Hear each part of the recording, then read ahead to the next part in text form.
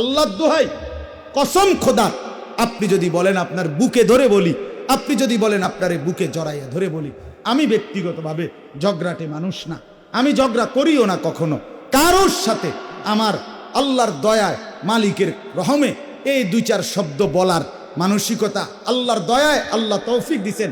এই বয়স কমপক্ষে 17-18 বছর হবে। আমি এই মাত্র এত উঠে গেল, দেখলাম কই আব্দুল সামাদ কই গেল।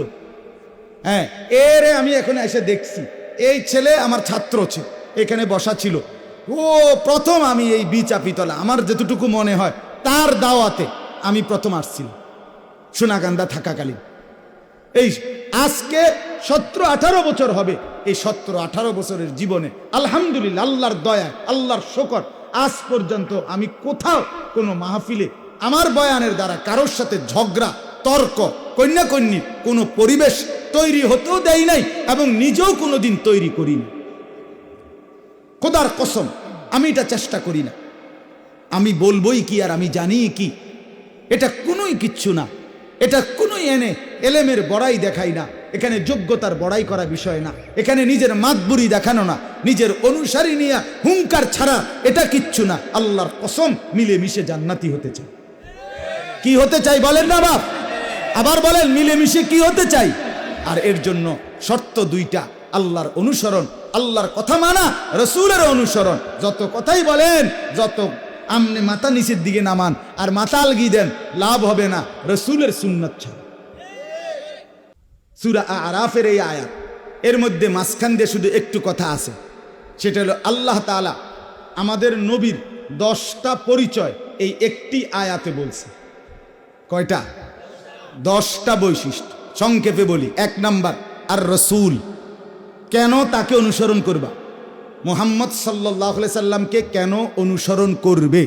আল্লাহ বলছেন এই কারণে, তার মধ্যে আমি আল্লাহ এক আয়াতে, পুরা কোরআনে না, পুরা কোরআন মিলাইলে নবীর বৈশিষ্ট্য হাজার হাজার। কথা বোঝেন নাই আপনি? এক আয়াতেই নবীজির বৈশিষ্ট্য বলছে আল্লাহ। কয়টা? 10টা। 10টা। 1 নাম্বার, আর রসুল, তিনি আমার রসুল, তিনি আমার। 2, আর নবী, তিনি আমার নবীও। সুবহানাল্লাহ, তিনি নবীও, তিনি রসুলও। 3, আল উম্মি, তিনি এমন নবী আমার, এমন মনোনীত, বিগত 40 বৎসরে তিনি দুনিয়ার কারো কাছে একটা অক্ষর লেখেও নাই, শিখেও নাই। তার সমস্ত এলেম, তার সব কিছু আমি আল্লাহর দান। এজন্য তিনি উম্মি, দুনিয়ার কারো কাছে পড়ালেখা মুক্ত। 4 নাম্বার, আল্লাযী ইয়াজিদুনাহু মাকতুবান ইনদাহুম ফিত তাওরাতি ওয়াল ইনজিল। আল্লাহ বলেন, আমার এই বন্ধুর আলোচনা কেন অনুসরণ করবা না? আমার এই বন্ধুর নাম, আমার এই বন্ধুর ঠিকানা, আমার এই বন্ধুর পরিচয়, আমার এই বন্ধুর গুণাবলী, আমার এই বন্ধুর বৈশিষ্ট্য, আমার এই বন্ধুর আকৃতি, চেহারা, রং, ঢং, আচরণ শুধু কোরআনে না, শুধু নবীজির আমার বন্ধুর জবানে না, বরং পিছনে আদম থেকে ঈসা যত নবী আমি পাঠিয়েছি, সমস্ত নবীর উপরে যত ওহী নাজিল করেছি, যত কিতাব নাজিল করেছি, সবখানে আমার এই আখিরি বন্ধুর আলোচনা স্পষ্ট, বিস্তারিত। তার দেহ, তার আখলাক সব আমি বর্ণনা করছি, সব বর্ণনা করছি। নবীজির ঘরে কিছুদিন তাফসিরে আছে, এক ইহুদি ছেলে নবীজির খেদমত করছে, কিছুদিন কাজ করছে নবীজির বাড়িতে। ছেলেটা একদিন মদিনায় অসুস্থ হয়ে গেছে, নবী তার বাড়িতে গেছে, গিয়া দেখে এই ইহুদি ছেলেটা বিছানায় লম্বা হইয়া অসুস্থ শুয়ে আছে। তার বাপ তার লগে বইয়া তাওরাত কিতাব পড়তেছে, স্পষ্ট তাফসিরে আছে, তাওরাত কিতাব পড়তেছে। নবীজি তখন তাকে দেখে বললেন, ও বাপকে, যে আপনি আল্লাহরকে সাক্ষী রেখা বলেন তো, আপনাদের এই কিতাবে আমার ব্যাপারে বিস্তারিত আলোচনা আছে না? কথা বোঝেন নাই? ওই বাপ, এই ইহুদি, ওই বেড়া তে কয় না, কিচ্ছু নাই। কি নাই? কিচ্ছু। এইটা বলতেই ওই ছেলেটা যেটা সোজা হইয়া বইয়া লাইছে, বইয়া কয়, ইয়া রাসূলুল্লাহ, আপনি আমাকে কালেমা পড়ে মুসলমান বানান। কেন? নবীজি বলেন, কয় আমার আব্বার এই কথাইটাই প্রমাণ করছে আমনে সত্য নবী। কমানে এবার আমারে ইতিপূর্বে যতবার তাওরাত পড়াইছে বারবারে বলছে এই মুহাম্মদের আলোচনা আমার কিতাবে আছে, আমার কিতাবে আছে। অনামনে সামনাসামনি অস্বীকার করছে, মিথ্যা কথা বলছে আমার বাপে, এটাই প্রমাণ আপনি সত্য নবী। কালেমা পড়ে মুসলমান হয়েছে। আবার আমারে বলছে বারবার, আমার ফরাইছে, এখন অস্বীকার করবে কেন? আল্লাহ তাআলা বলেন 4 নাম্বার বৈশিষ্ট্য হলো আমার বন্ধুর আলোচনা আছে পিছনের কিতাব তাওরাত ইনজিল সহ সব ওয়াহিতে। কয়টা হইল? 4টা। 5 নাম্বার ইয়ামুরুহুম বিল মারুফ, আল্লাহ তাআলা বলেন সমস্ত নেক কাজের আদেশ আমার বন্ধু তোমাদেরকে করেছেন, এটা তার বৈশিষ্ট্য। সুবহানাল্লাহ। 6 নাম্বার ওয়ায়ানহাহুম আনিল মুনকার, সমস্ত মন্দ গুনার কাজ থেকে তিনি তোমাদেরকে নিষেধ করেছেন, এটা তার বৈশিষ্ট্য। কয়টা হলো? 7 নাম্বার ওয়ায়ুহিল্লু লাহুমুত তাইয়্যিবাত, সমস্ত উত্তম পবিত্র বস্তু তিনি তোমাদের জন্য হালাল করেছেন, এটা তার বৈশিষ্ট্য। 8 নাম্বার ওয়ায়ুহাররিমু আলাইহিমুল খাবাইসা, সমস্ত খারাপ অপবিত্র হারাম বস্তু তিনি তোমাদের জন্য হারাম করেছেন, নিষেধ করেছেন, এটা তার বৈশিষ্ট্য। কয়টা হইল? 8টা। 9 নাম্বার ওয়ায়াদাউ আনহুম ইসরাহুম, আল্লাহ বলেন পূর্ববর্তী নবীর শরীয়তে এমন বিধান ছিল যেই বিধান পালন করা ওই উম্মতের জন্য বোঝা ছিল, ভারী ছিল, কষ্টকর ছিল। আমার এই বন্ধু এরকম বিধান তোমাদের জন্য সহজ হালকা করে দিয়েছে। যেমন একটা উদাহরণ দেই, পূর্ববর্তী ইহুদিদের শরীয়তে মুসা নবীর উম্মতের জন্য আল্লাহর বিধান ছিল যেই প্রাণীর গোশত খাওয়া হালাল, ওই প্রাণীর চর্বি খাওয়া হারাম। বুঝেন নাই কথা? গরুর গোশত খাওয়া হালাল না হারাম? তো আল্লাহর হুকুম ছিল তাদের জন্য যে মনে করেন উটের গোশত তোমাদের জন্য হালাল, কিন্তু চর্বি খাওয়ান হারাম। এখন আপনি যদি 3 কেজি গোশত কিনা গরুর গোশত ইডিতে বইয়া বইয়া যদি চর্বি আলগা করেন, তো এ বেটা আর গোশত খাইব কোন দিন, চর্বি বাইর করবো কোন দিন? কথা বুঝেন নাই? কারণ প্রতি টুকরার থেকে যদি 1 জাররা চর্বি থাকে, তো এইটা তো সে কি হারাম। তো এটারে জোশ করবো কেমনে, এটারে ভিত্তিতে বাইর করবো কেমনে, এটার আর রগ রেশা কিছু থাকবো নি? গোস্ত তো পাউডার হয়ে যাবে, গোস্তের মজা আর থাকবে নি, বলেন না কেন? আল্লাহ তাআলা বলেন পূর্ববর্তীতে এই বিধান পালন করা একটু বোঝা কঠিন ছিল, আমি তোমাদের জন্য আমার বন্ধুর মাধ্যমে সহজ করে দিয়েছি। যেই প্রাণীর গোশত খাওয়া হালাল, ওইটার চর্বিও হালাল। কয়টা হইল? আর একটা ওয়াল আগলাল আল্লাতি কানাত আলাইহিম, আল্লাহ তাআলা বলেন পূর্ববর্তী নবীর এমনও বিধান ছিল যেটা পালন করা একেবারে অসম্ভব ছিল। আমি সেই অসম্ভবকে সম্ভাব্য সহজ পন্থা বের করে তোমাদের জন্য আমার বন্ধুর মাধ্যমে নতুন বিধান দিয়ে দিয়েছি। যেমন মুসা নবীর শরীয়তে আরেকটা বিধান ছিল যে এই কাপড়ের মধ্যে পেশাব পায়খানার নাফাকি লাগতো, ওই কাপড়ের ওই জায়গা কাইটা ফেলাই দিত হইতো কাপড়টা, মানে এনদিয়েটারে কাইটা লাইতে হইব কেসি দিয়ে কাইটা, এটা বাদ। এবার আমি এটার লোক আবার তালি লাগাবে। এখন 6 মাসের মাথাত 60 কোন্ডা আর তালি কোন্ডা খুঁজে পাওয়া যাবো নি? কথা বুঝছেন না আপনি কথাটা? তালি দিতে দিতে শেষে তো 60-এর উপরে 3-4 ফরলা তাল দিয়ে গো, হেসে করবো ভাই 60 কোন্ডা তালি কোন্ডা, বলবে কিনা বলেন? পূর্ববর্তী উম্মতের জন্য সেটা পালন করা অসম্ভব হয়ে যাচ্ছিল। আল্লাহ তাআলা বলেন তোমাদের জন্য আমি এই বন্ধুর মাধ্যমে এই বিধান এমন সহজ করে দিয়েছি কি যে ওইটা কাটতে হবে না, বরং 3 বার বিসমিল্লাহ বলে পবিত্র পানি দিয়ে ধুয়ে নিলে ওই কাপ 100 পবিত্র। ঠিক না? এখন হুকুম এটা না? কথা বলেন না? আচ্ছা, এতগুলো বৈশিষ্ট্য যার, তাকে অনুসরণ করবে না তো কাকে করবে? এই জন্য আল্লাহ বলেন 10টি গুণ একসাথে বললাম, হো আমার বান্দা, এই গুণগুলো থাকার কারণে এই রসুলকে তোমরা, এই বন্ধুকে তোমরা অনুসরণ করো। কি করবে বলেন না? কথা বলেন না?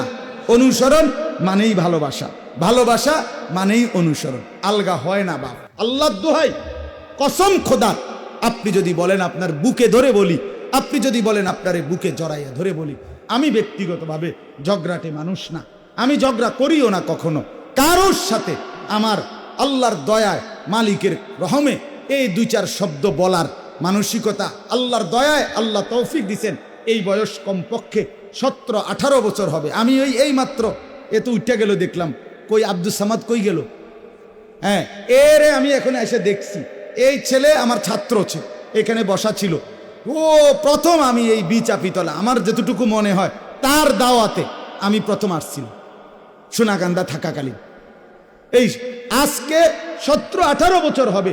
এই 17-18 বছরের জীবনে আলহামদুলিল্লাহ, আল্লাহর দয়া, আল্লাহর শকর, আজ পর্যন্ত আমি কোথাও কোনো মাহফিলে আমার বয়ানের দ্বারা কারোর সাথে ঝগড়া, তর্ক, কন্যাকন্যির কোনো পরিবেশ তৈরি হতেও দেয় নাই এবং নিজেও কোনোদিন তৈরি করিনি। খোদার কসম, আমি এটা চেষ্টা করি না। আমি বলবোই কি আর আমি জানি কি, এটা কোনোই কিচ্ছু না। এটা কোনোই এলেমের বড়াই দেখাই না। এখানে যোগ্যতার বড়াই করা বিষয় না। এখানে নিজের মাতবুরি দেখানো না, নিজের অনুসারী নিয়ে হুঙ্কার ছাড়া এটা কিচ্ছু না। আল্লাহর কসম, মিলেমিশে জান্নাতি হতে চাই। কি হতে চাই বলেন না বাপ? আবার বলেন, মিলেমিশে কি হতে চাই? আর এর জন্য শর্ত 2টা, আল্লাহর অনুসরণ, আল্লাহর কথা মানা, রসুলের অনুসরণ। যত কথাই বলেন, যত আমনে মাথা নিচের দিকে নামান আর মাথা আলগি দেন, লাভ হবে না রসুলের সুন্নত ছাড়া। नक्शे कदम नबी के है, जन्नत के रास्ते अल्लाह से मिलाते हैं सुन्नत के रास्ते। फत्तबिऊनीर अर्थ एटा, इन कुंतुम तुहिब्बून अल्लाह फत्तबिऊनी। আল্লাহ তাআলা মহব্বত এবং ইত্তেবা একই আয়াতে ঢুকাই দিছে। এই যে তুমিও আমার ছাত্র, খুব সম্ভব, ঠিক না? তুমি কি আমার মাদ্রাসাত পড়ছিলে না সোনাকান্দা? হ্যাঁ হ্যাঁ। তো ইন কুনতুম তুহিব্বুন আল্লাহ ফাত্তাবিউন, এক আয়াতে আল্লাহ বলছে, এক আয়াত মহব্বত ইত্তেবা। কয় আয়াতে বলেন না? ভালোবাসা, অনুসরণ, একই আয়াতে, একই আয়াত। আলগা করার কোনো সুযোগ নেই। আপনি এটা বলার কোনো সুযোগ নেই, বিশ্বাস করেন, এটা বলার সুযোগ নেই। আপনি বলবেন যে মেসওয়াক করলে কি হইব, হ্যাঁ ফাগরি মাথা দিলে কি হইব, ওই দস্তরখান বিছাইয়ে খানা খাইলে কি হবে, হাফিজি ফরাইলে কি তৈব, নবীর ভালোবাসা নাই। তো নবীর ভালোবাসা এটা কিতা? আমার এই নামটি কইলে হুজুর আমি চাইলাম হইলে জিনিসটা কিতা, হুজুর আপনি কন না, আপনি কন এটা কিতা, এটা কোনটা, আমার মধ্যে কোনটা নাই, মানে কি সমস্যা? আমি তো আচ্ছা যেডি আমি বুঝছি যে নবীর ভালোবাসা কয় এডি রে, আর আপনি যখন বলতেছেন ইডি নবীর ভালোবাসা না, তো কোনটা হেটা কোন? আমি তো খুঁজি এটা কি, কোনটা নবীর ভালোবাসা? কোনটা না করার কারণে আমি নবীর দুশ্মন হয়ে গেলাম? কি কারণে? কি নামাজ পড়ি না এই কারণে? কথা বলেন না কেন? ছেলে মেয়েকে দিন শিখাই নাই এই কারণে? ঘরে বিবি বাচ্চা পর্দা করে না এই কারণে নবীর দুশ্মন? কথা বলেন না বাবা, বলেন না তো কি সমস্যার কারণে? আমরা কওমি ওলামায়ে কেরাম কি কারণে নবীর দুশ্মন হব? দেওবন্দি ওলামারা আমরা কোন দুঃখে নবীর দুশ্মন হব? এটা ইনসাফ না, এটা ইনসাফ না। বুঝতে শেখেন মুসলমান, ইনসাফ না, এটা ইনসাফ না। হাসরের ময়দান আমি যাব, আপনিও যাবেন। ভয় করি সবাই আখেরাতকে। কাকে বলেন না? আমিও মরবো, আপনিও মরবেন, আমরা সবাই মরে যাব কি না বলেন না কেন? সেদিন চূড়ান্ত ফয়সালা হবে। ফায়ুনাব্বিউকুম বিমা আমিলু, কোরআনে আল্লাহ বলছে তোমরা যে যা করেছো আমি আল্লাহ তাআলা তোমাদেরকে শোনাবো, কোনটা ঠিক করেছো কোনটা বেঠিক করেছো, আল্লাহ শোনাবে। আল্লাহ বলেন আমি জানিয়ে দেবো একটা একটা করে। আহসাহুল্লাহ ওয়া নাসু, আল্লাহ বলেন আমি গুনে গুনে রাখছি বান্দা, তুমি ভুলে গেছো, আমি গুনে গুনে রাখছি। আপনাদেরকে আমরা ভালোবাসি। আপনারা এই বিচাপিতলা ওলামা এবং প্রবাসী ঐক্য পরিষদ একে সহযোগিতা করবেন ইনশাআল্লাহ। বলেন না বাপ, সহযোগিতা করবেন ইনশাআল্লাহ। ছেলেদের এই মহৎ উদ্যোগ অনেক কাজ করে, আমি আগেও জানি, অনেক ভালো ভালো কাজ। যেই সকল মহিলারা বিশুদ্ধভাবে কোরআন শরীফ পড়তে পারে না ও জরুরি মাসআলা মাসাইল জানে না, তাদের শিক্ষা দেওয়া এর কাজ। রমজান মাসে গরিব অসহায় দরিদ্র মানুষের মাঝে ইফতার সামগ্রী বিতরণ করে। এক বছর তো আমিও দিছিলাম না, মাশাআল্লাহ।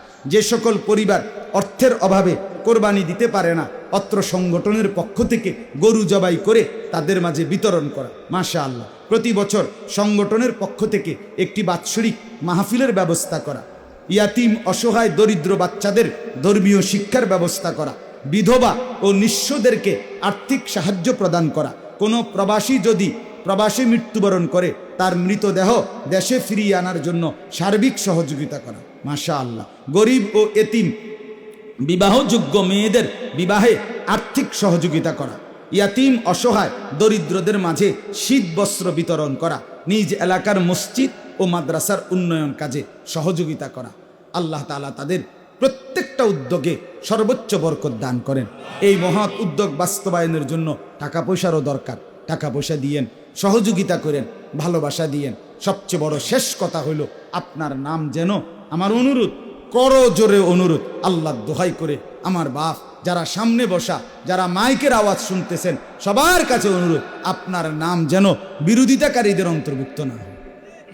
কিছুই করতে পারেন নাই তো চুপে থাকলেন, মাতলেন না, কিন্তু এতটুকু যেন না হয় যে ওলামায়ে কেরাম নিজেদের মধ্যে, এই আলেমরা বলল যে এই লোকটা আমগো বিরোধী।